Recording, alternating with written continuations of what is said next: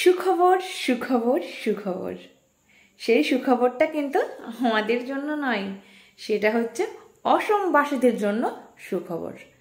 আমি কিছুদিন আগে একটা ভিডিও করেছিলাম। অসমের প্রায় 9.5 লক্ষ মানুষের আধার কার্ড লক করা হয়েছিল। সেই লক দীর্ঘ 5 বছর অপেক্ষার পর কেন্দ্রীয় সরকার সেই আধার কার্ডের লক ছেড়ে দিয়েছে। এখনকার খবর অনুযায়ী প্রায় 5 লক্ষ মানুষের আধার কার্ড অনুমোদন করা হয়েছে।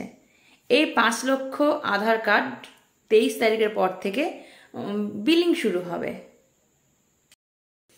বাকি যে আধার কার্ডগুলো থাকবে সেগুলো পরবর্তীকালে পরপর দেওয়া হবে। এটাই হচ্ছে অসমবাসীর সুখবর।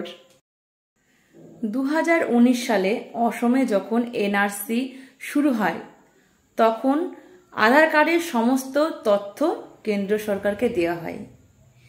কেন্দ্র সরকারের কোনো এক ভুলের কারণে আধার কার্ডের প্রায় 9.5 লক্ষ মানুষের আধার কার্ডের বায়োমেট্রিক লক হয়ে যায়। এই লক হওয়ার কারণে তারা সমস্ত সুযোগ সুবিধা থেকে বঞ্চিত হন। দীর্ঘ 5 বছর পর কেন্দ্র সরকারের তরফ থেকে বায়োমেট্রিক লক খুলে দেওয়া হয় 9.5 লক্ষ মানুষের, এবং তারা এখন থেকে সমস্ত রকম সরকারি সুযোগ সুবিধা পাবে।